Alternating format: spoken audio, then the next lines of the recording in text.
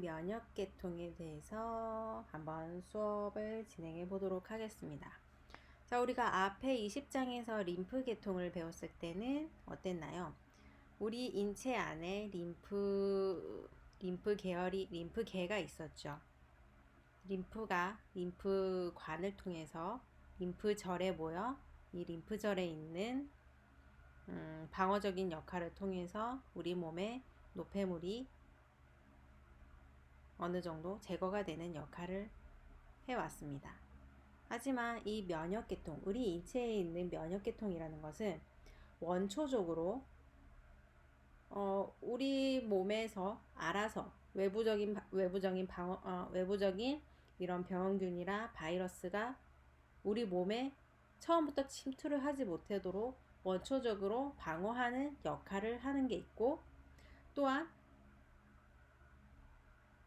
원초적인 방어에도 불구하고 우리 몸에 침투하는 경우가 있죠.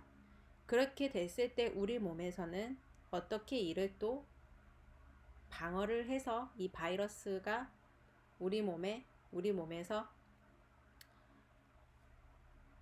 병적인 이런 물질을 생성되지 못하게 하는지에 대해서 한번 배워보는 것이 면역계통이라고 보시면 되겠습니다.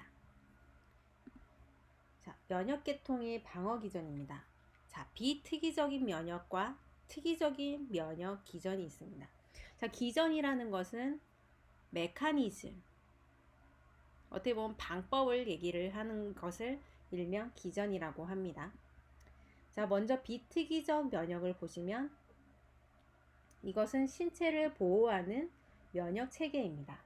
그래서 제1방어선을 보면 제1방어선은 우리 인체를 외부에서 방어하는, 처음부터 막는 역할을 하게 되는데, 기계적인 장벽, 그리고 화학적인 장벽, 특정 반사 작용 등이 있습니다.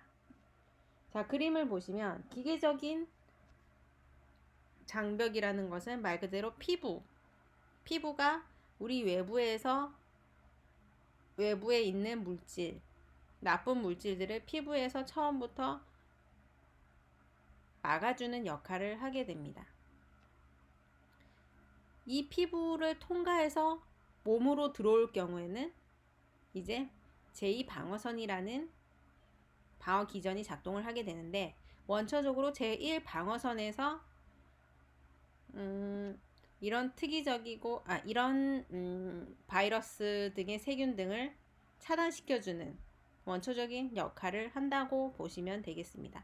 그래서 또한 눈물도 역시 모래바람이 분다거나 하게 되면은 얼굴에 구멍이 있는 눈 쪽으로 쉽게 들어가게 되죠. 이때 그런 세균이 몸 안으로 들어왔을 때 눈물을 통해서 그것을 밖으로 빼내주는 역할도 한다고 보시면 되고, 재채기 또한 먼지 청소를 한다거나 할 때 입속으로 들어가는 경우가 있죠. 그럴 때는 반사적으로 재채기를 통해서 그런 것을 원초적으로 몸 밖으로 끄집어내는 역할을 한다고 보시면 되겠습니다. 그리고 제2 방어선은 아까도 얘기했듯이 제1 방어선에서 이를 막지 못하게 되면은 우리 몸 안으로 들어왔을 때 제2 방어선이 이것을 제거를 하는 역할을 하게 됩니다. 그래서 세포 방어 체계가 제2 방어선에서 작동을 한다고 보시면 되는데, 우리가 그전 시간에 배웠을 때 몸에 있는 적혈구, 백혈구, 그쵸? 이 백혈구의 역할이 포식세포, 세균을 잡아먹는 역할을 한다고 했습니다. 그리고 또한 대식세포도 있었죠. 백혈구 안에, 그쵸? 이런 대식세포, 그리고 림프군을 통해 특정 세포들만을 집중 공격하는 것을 제2방어선이라고 보시면 되겠습니다. 중에 포식세포작용을 한번 보도록 하겠습니다.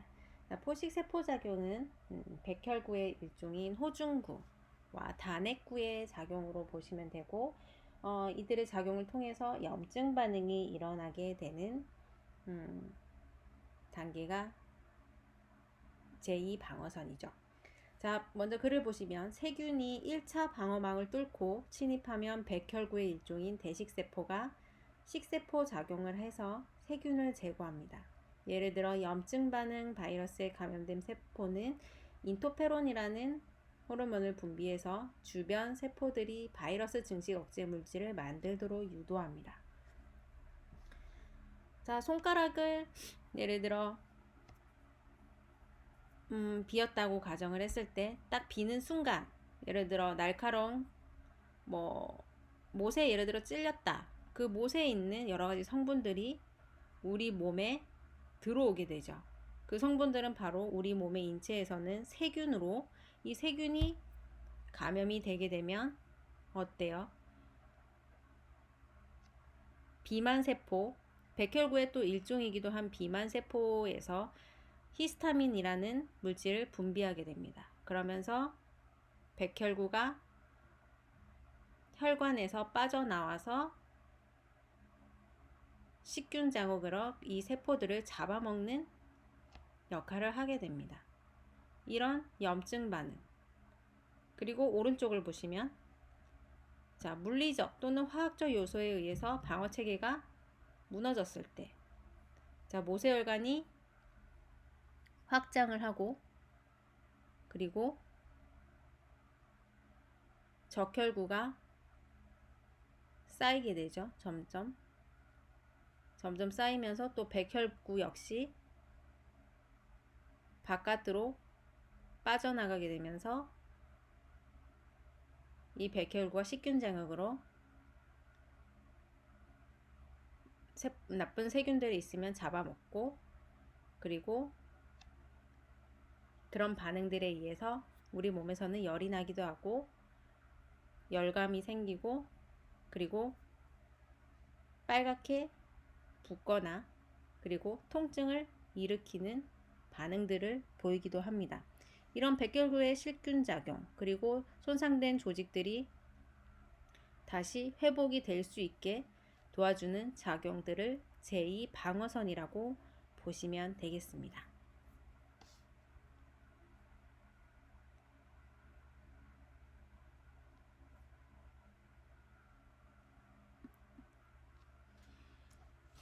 자, 그리고 우리 몸에서는 이렇게 비특이적 면역에 의해서 방어가 되고, 또한 특이적인 면역에 의해서 또 우리 몸의 면역 체계는 작동을 하기도 합니다. 자, 특이적 면역을 한번 보시면, 우리 몸에 있는 면역 체계는 두 가지의 면역 체계가 있습니다. B 림프구와 T 림프구라는 림프구가 있습니다. B 림프구라는 것은 골수에서 생성이 되는 면역 체계이고, 그리고 T 림프구 같은 경우는 흉관에서 생성이 되는 림프구입니다. 자, B 림프구 같은 경우는 예를 들어 우리가 어느 세균에 감염이 됐어요. 그랬을 때 예를 들어 감기 예방접종을 생각하시면 됩니다. 예방접종 같은 경우는 백신 자체가 세균이죠. 항원입니다. 이 항원을 우리 몸에 투입을 함으로써 우리 몸에서는 이 항원에 대항해서 이 세균들을 잡아먹을 수 있는 항체를 만들게 됩니다. 그러면서 그 항체를 우리 몸에서 기억을 하게 되는 거죠.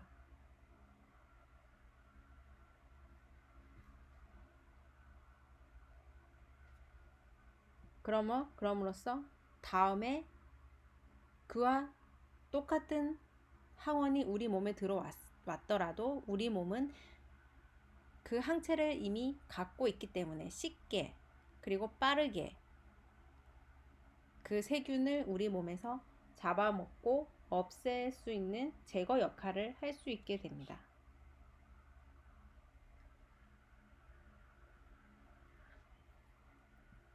자, 이를 우리는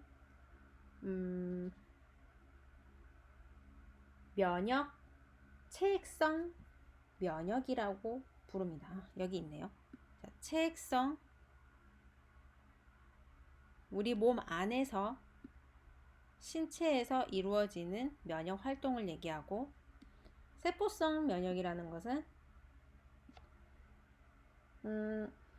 예를 들어 우리 몸 안에 뭐 암이라든지 그런 바이러스가 생성이 됐을 때 이 항원, 뭐 암이나 뭐 바이러스 자체가 다 항원이잖아요. 이 항원을 우리 몸에서 이미 지니고 있는 항체가, 그 항체가 바로 다이렉트로 그 항원을 잡아먹고 제거를 해버리게 됩니다. 체액성 면역이라는 것은, 자, 이렇게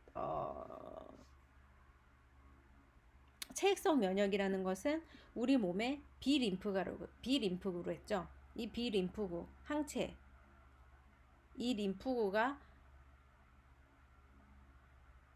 기역을 통해서 다른 항원이 들어와서 이 항체가 예전에 형성이 되고, 이 항체 자체는 우리 몸에서 기역을 통해서 만들어진 항체예요. 그렇기 때문에 이 항체는 다음에 들어오는 항원을 없애주는 역할을 하는 거고, T림프구라는 것은 예전에 받은 항체가 아니라 원래 기존에 갖고 있던 면역 체계 세포로서 이 T림프구라는 세포가 항원에 있어서 바로 직접적으로 이를 제거하려고 노력하는 세포입니다. 그래서 B림프구와 T림프구가 엄연히 다른 것을 알 수 있겠죠.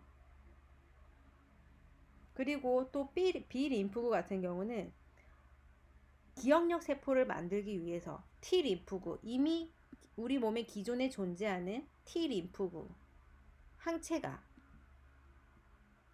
B림프구를 형성할 수 있게 도와주는 역할을 또 한다고 보면 됩니다. 그래서 자, 항원은 직접적으로 파괴하는 역할을 하기도 하고, 두 번째로 B림프구가 기억력을 가진 항체를 만들 수 있도록, 형성해서 활동시킬 수 있도록 도와주는 역할을 하는 것이 또 T림프구라고 보시면 되겠습니다.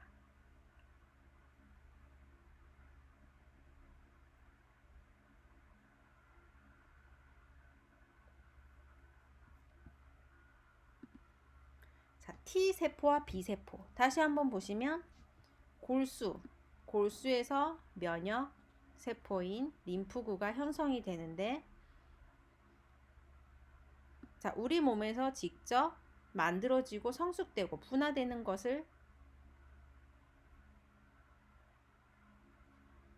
B림프구, 그리고 이 골수에서 만들어진 면역 세포가 가슴샘, 흉선에서 분화가 이루어지는 것을 T림프라고 보시면 됩니다. T림프구는 우리 몸의 면역 체계, 근본적인 면역 체계를 가지고 있고, 이것은 가슴샘, 흉선에서 분화가 이루어집니다. 자, 다시 한번 읽어보겠습니다. 백혈구의 일종으로 항원의 종류를 인식하고 특이적으로 반응하는 것을 림프구라고 합니다. 분화된 림프구는 혈액을 통해 림프절이나 지라는 비장을 얘기합니다. 비장 등으로 이동하여 방어작용을 수행합니다. B림프구와 T림프구 두 가지가 있는데, B림프구는 골수에서 생성돼서 골수에서 성숙하는 림프구로 항체를 생성하는 세포가 B림프구이고, 본메로라에서 골수에서 B를 따와서 B림프구라고 합니다.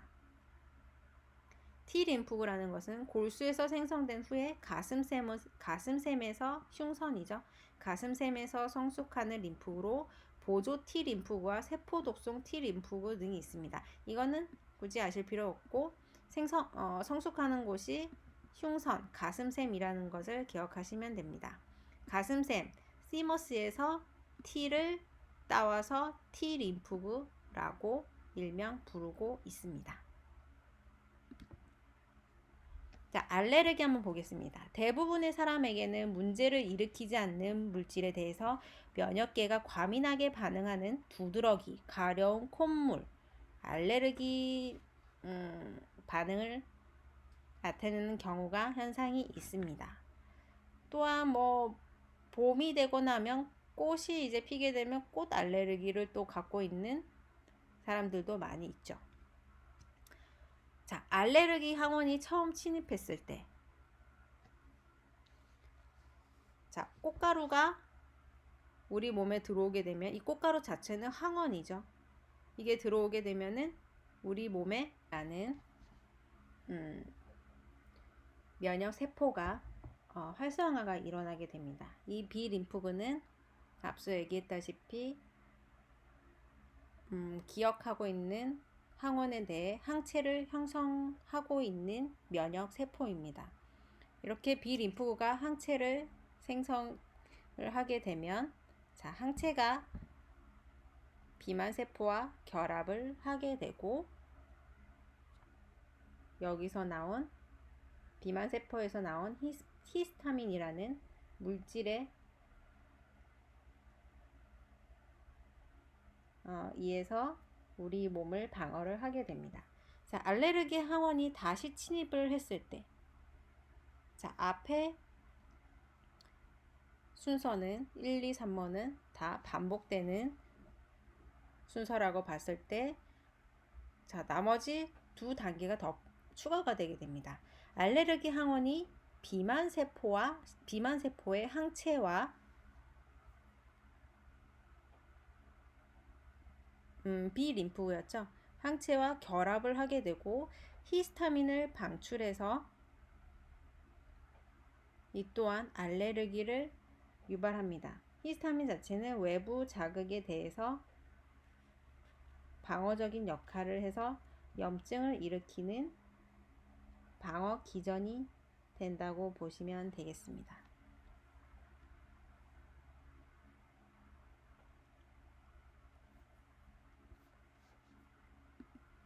자, 다음은 호흡기계로 넘어가 보도록 하겠습니다.